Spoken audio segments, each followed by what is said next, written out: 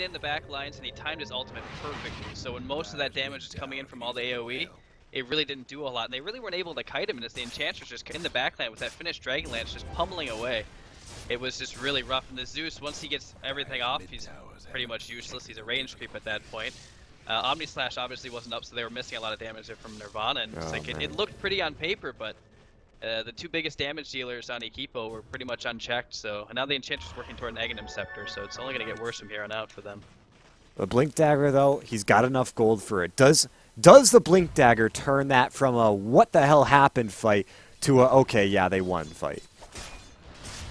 I don't know. There's so many big item pickups on eKeepo too. I mean, we're right around the time where the Necro 3 is going to be up in another minute or two. Aether Lens picked up on the Lion. Like you said, the Deso was ready for that last fight. So there's a lot of items coming up on eKeepo too. And it looks like they're going to take another Aegis as well very, very quickly. Yep, we've got 11 seconds for RP, 36 for Echo Slam. Beastmaster doing a fantastic job scouting out with his Hawk, which will get taken away rather quickly. The level 2 Necros pop, though. The Aegis going the way of GIX. They'll make their way through to the mid lane as AIZ is ready to go in and go for the golden immortal form. However, Nirvana, they're just hanging back. I imagine they're just waiting for that Echo Slam. Like, they don't want to fight because that is half of their damage at the moment. If they can get an RP perfect Echo combo, this fight is blown wide open, but that has to happen. They're going to wait off to the side, though, and look for that initiation. Yeah, that's the only downside with a lineup like Virus.Nirvana is you're kind of playing around those cooldowns, whereas eKeepo, not exactly the same case. I'm like, yeah, it's nice to have Finger and Primal Aurora, but the rest of the ultimates and skills are very low cooldown, so they don't really operate by the same timetable. Alright, so Beastmaster, he's got to hawk up all the skewer back. They want GIX first. That Aegis now getting popped. It looks like eKeepo, they don't really have a way to respond to that. They're just going to be fighting without an Aegis, so a beautiful execution. They get away with murder, and they get back to their high ground. Smoke up now, going around the bend, through the river, it seems. This could be huge. However, Jay Herard and Awe seem to be the only ones in the prime position to go for this. And with no one grouped up on the side of Keepo, at best they find a pick-off. But hey, you get a pick on Beastmaster, a free tier 1 tower to follow up. That could be huge. He only casts his board, doesn't have a Hawk. Now he's got one. The scouting out, though, of the Thunder God's Wrath. They find him. They'll lock him down. And a murder of the crows, or I guess of the beasts, rather, as they bring him to justice. Though the top lane is going to get pushed out pretty equally by Keepo, recognizing that all of Nirvana are down on the bottom lane.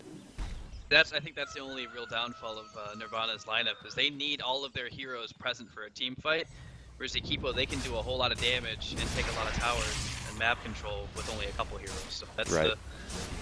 They're trying to take an advantage while they can. They're getting 2 towers, likely going to trade, as the T1 top is very, very, very low. The tier 2 bottom is getting very low as well. It looks like both of these will actually go down. The Glyph was spent on the Radiant. The Dire's already being spent, so neither one had protection. This is almost like a game of chicken right now. Who's going to TP back and defend their tier 3? And it looks like both teams will do so.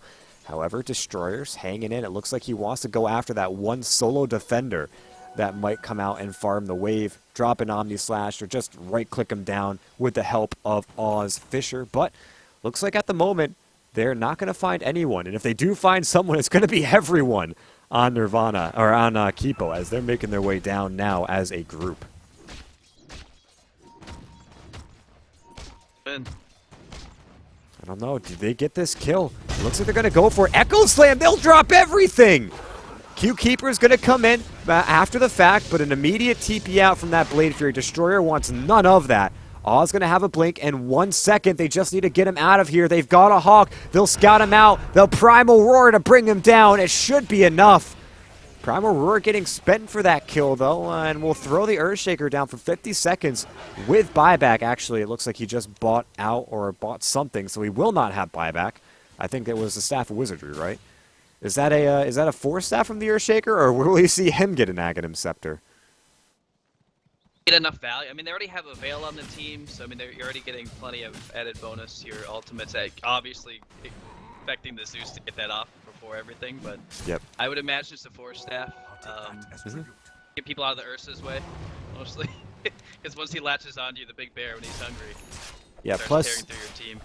plus then you've got like a Saving Private Ryan kind of team fight where if someone gets Prime Reward, you swap them out and then you double force staff the Venge out of there, and boom, they're safe. So I imagine that's going to be another big play here where eKeepo or Virus.Nirvana are trying to figure out how to play around this boundless initiation potential from Keepo and the ability for them, as you mentioned, to fight not as a 5-man wombo combo, but more as a, all right, Beastmaster, you go and lock this guy down. AIZ, you go in and blow this guy up, and hey, maybe we'll converge and start to work together after our primary targets are dead. It's less of a team fight oriented lineup as the Thunder God's Wrath will come out and scout, but perhaps a little bit too late as Mafia realizing at that exact moment he done goofed. Watching your mortality just come in a moment's notice, but they do get a lot of key information there. They do obviously lose this, but now they can actually prepare for the defense, whereas opposed to, I mean, they could have lost a lot more, honestly. Yep. Deuce is probably the smallest part of their team fight at this point.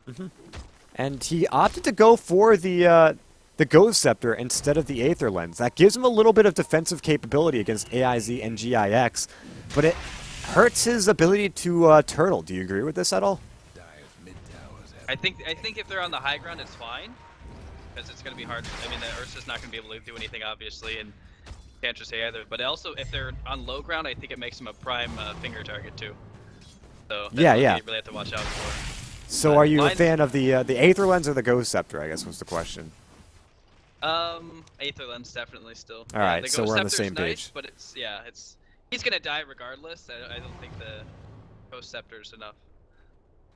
Well, I mean, if you do bait out the finger onto him, perhaps it's better used on him than someone a little bit more important. I hate to call him not important, but you know, to be perfectly honest, it's hilarious how we're talking about him like this when he's actually the 3rd highest net worth on his team. Like, well, relatively speaking. Yeah. Yeah, I gotcha. So he'll do another Scouting Thunder God's Wrath. That'll reveal the fact that Keepo are all kind of sheltered on their own side of the map. Nirvana will just kind of play it back a little bit and get some farm going. They're kind of struggling for net worth. Everyone, aside from Destroyer, is having a lot of trouble getting their items completed and getting their effectiveness higher than 0. So Jay Hurd, he's got that 4-staff, went for a Shadow Blade. Why do you go for a Shadow Blade? I have no idea. You have any reasoning for this at all? I really don't have any. I really don't. Ugh. All right. Kind of peculiar, especially with the way their team is kind of moving around right now. I guess it offers a... No, I don't like it. What if this was a Glimmer Cape? Do you think you'd like that anymore?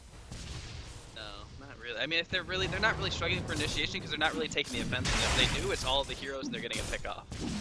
So Well, you don't use a Shadow Blade for the initiation at this point. Like, you can't use it for initiation. You've got your Blink Dagger for initiation.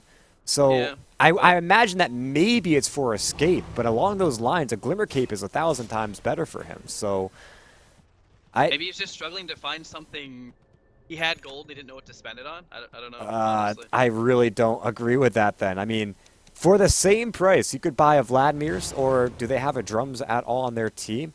Yeah, okay, they've got one on Juggernaut, but maybe they can buy a Drums on him so that the Juggernaut is freed up 1 item space. Like, at this point, any other support item would be good. The Shadow Blade just strikes me as greedy. He's also very squishy too, so yeah, the Drums would have been perfect on the Magnus, honestly. Huh, well. Klein picked up his Blink, so, I mean, I don't understand he's 2nd on the net worth chart, but his effective net worth with the items that he has, it's all Gucci, man. He's got everything he needs for this game. Yeah, I mean, he is not struggling for gold at all. And okay, well, he's struggling the most on his team, but it's almost the identifier for this game is the disparity between QKeeper and Richard. The fact that they're both 5-position supports, but one of them's able to afford these luxury items like the Blink Dagger. As it looks like a rotation coming through from Virus.Nirvana. They will make their way down south, but I'm not quite sure they'll find anything other than an empty Roach Pit, which will remain empty for another 45 or so seconds, as that'll be the standoff here. The next big fight should be happening around the pit. And who do you think? Perfect initiations from both teams, who do you think comes out on top? In the Roche pit? By the Roche pit, around the Roche pit, anywhere in this area. Who's in first? Who's at first? Because if eKeepo's in there first, I think they get absolutely just destroyed. So you're saying the team that's in the Roche pit gets destroyed? I think so, yeah. I think it especially because the Necro 3's up too. And so that just offers a little bit more vision and able to scout. I mean, you saw the Lion and the Beastmaster being able to scout out the Roshan pit and keep and the enemies away while they finish it off. So I think if eKeepo's in there, I think they have to play it very, very safely, and if they don't, they can just get wiped right there. But at the same time, Aegis hasn't done anything this entire game, so are they really that worried about it? Oh, yeah. I mean, it's just been instantly wasted, so... Those are special circumstances, though. Like, the first Aegis, that was kind of weird, but the second one was a really good execution. Thunder God's Wrath came out, though, from Virus.Nirvana. This Roche is dying way too quickly. I mean... okay, they get an Aegis and a cheese for nothing.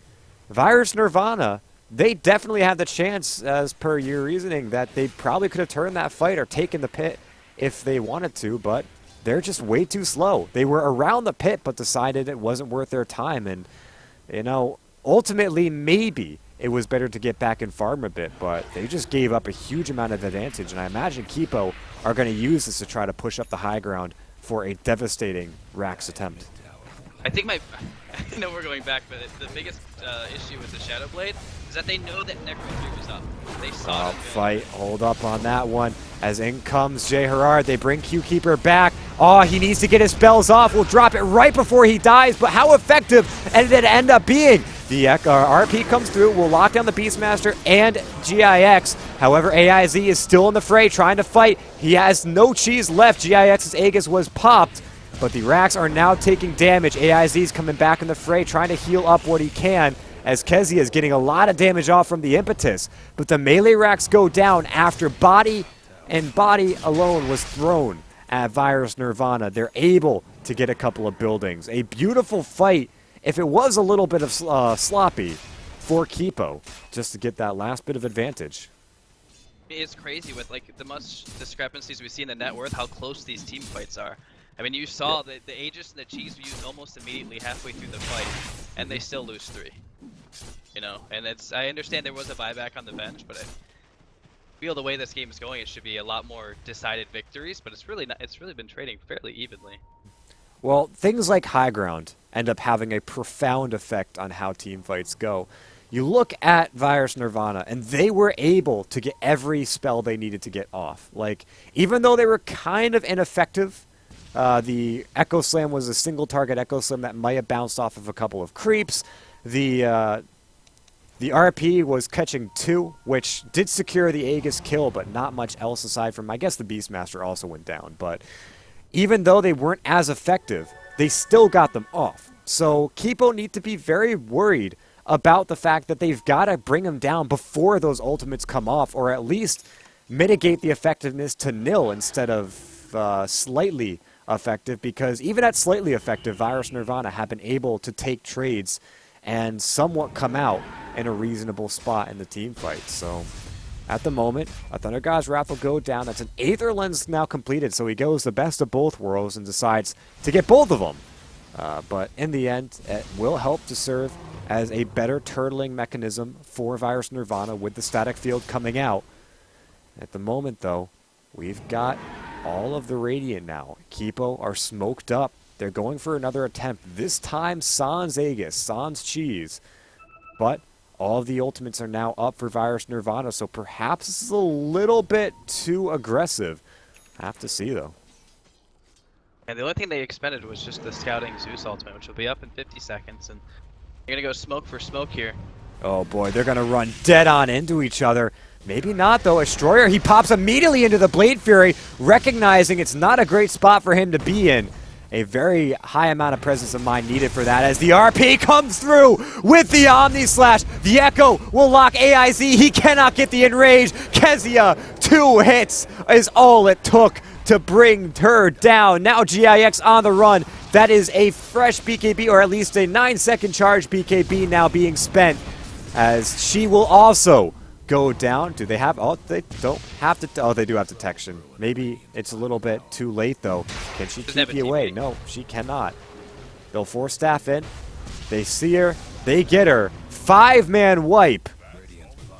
Holy hell, that was an incredible fight. The Omnislash coming out before the RP, but the RP solidifying a beautiful set of skills. Well played from Virus.Nirvana, as they don't lose anyone in that entire engagement. It was just insane because this TA just is going to straight damage aside from the BKB, and they just ignore her until the end. They take out every other unit. They make sure that Ursa's kept far away. They take out the Beastmaster right away. Lion's really unable to make an impact. Doesn't get anything off other than an Impale and a Hex. And then they just focus on the TA at the end when everyone else is already down. It's just fantastic users of microwing of the... Oh yeah, and now they're going to lock Beastmaster in. The chain stuns are real. Awe has been fantastic this game. The Force Staff and the Blink both getting him into position.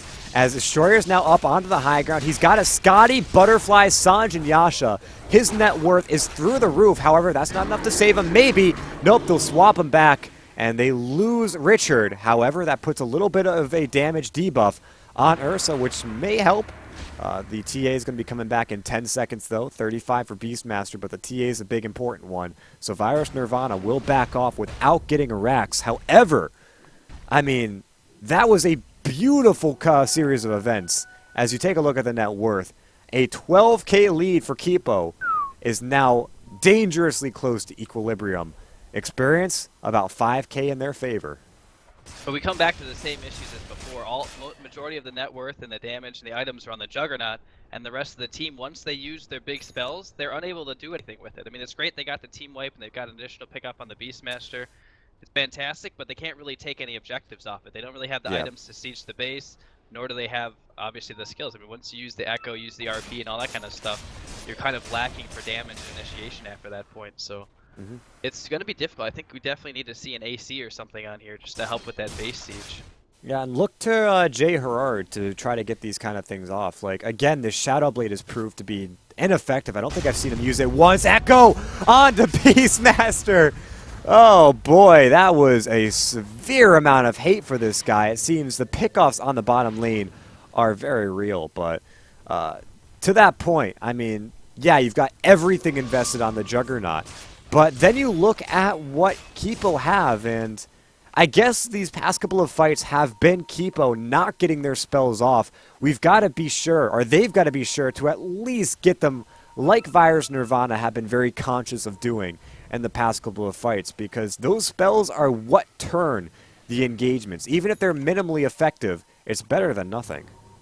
Yeah, and it's not like you can pick up like a Lotus Orb or something to really kind of make it easier for base sieging and high ground siege, because it doesn't do anything. The Echo doesn't care about that, the RP doesn't care about that, so I mean, these items that you typically get when you're ready to take a base aren't as effective against the Virus lineup. So both teams just kind of realizing and respecting each other right now, because eKeepo, they realize they have a lot of farm on their cores, but they can't really stand up to the team fight from Virus, and you know, Virus can't take the base like they'd like to, so both teams just kind of realize their own checks and balances of their drafts. I love balance of power like this. eKeepo, I mean, a lot is riding on this game for both teams. One lost fight could end up being death. I think actually eKeepo, they have a little bit of insurance. Maybe they can lose 2 fights before they get completely swamped over in a high ground push, because Nirvana's push isn't all that great.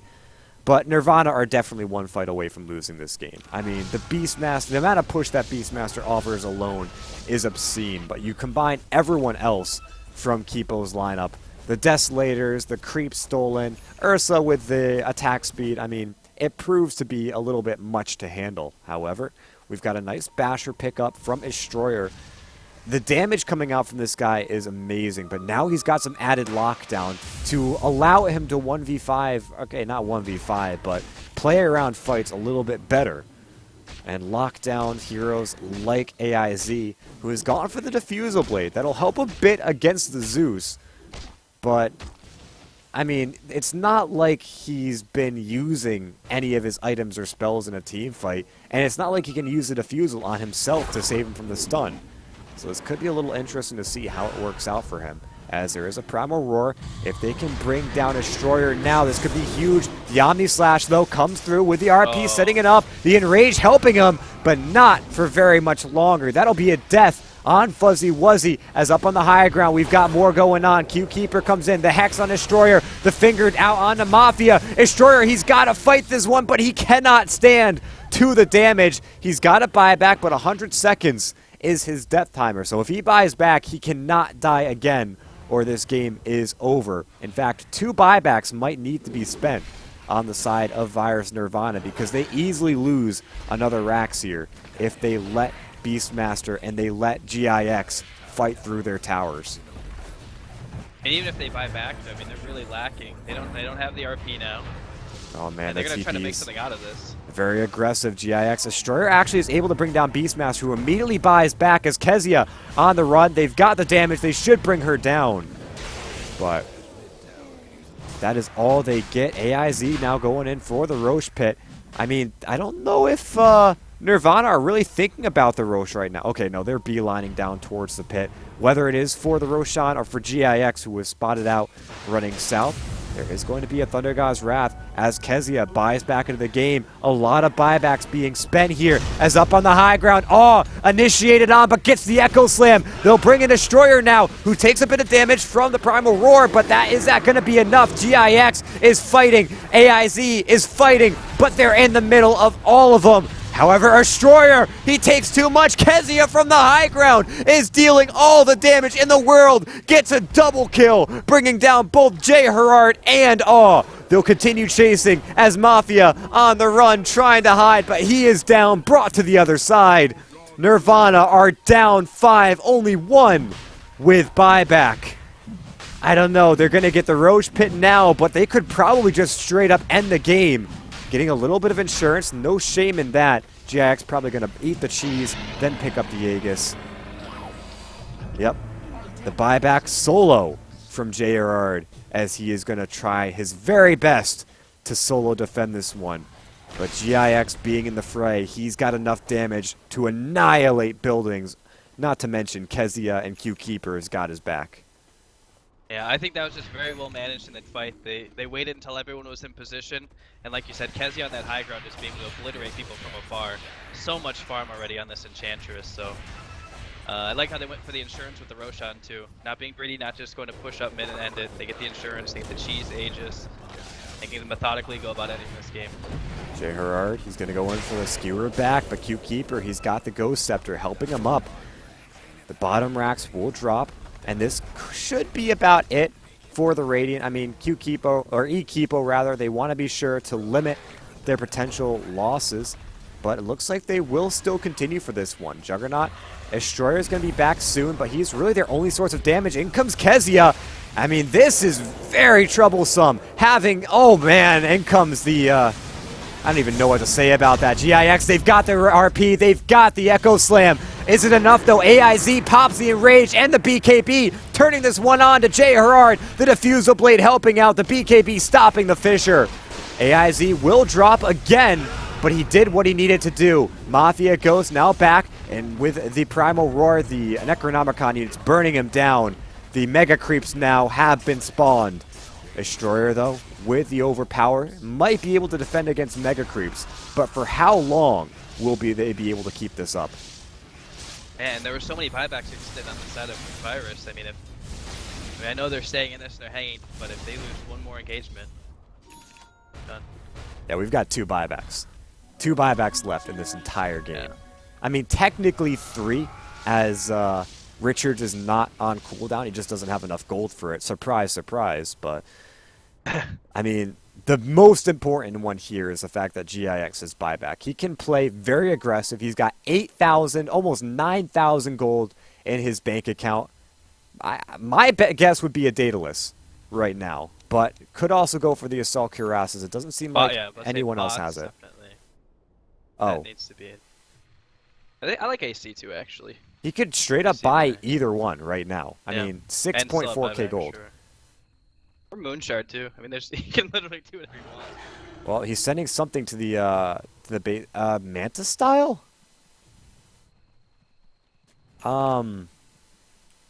it's a little bit more mid-game to my taste, but actually, Seems underwhelming at this point. yeah. I mean, go big or go home at this. Like, Butterfly could be good. Among those other things we mentioned, the Daedalus being good, the Assault Cuirass being good, but the Mantis style strikes me as a little odd, especially when you've got an Echo Slam. You're just kind of fueling the fire of Virus.Nirvana.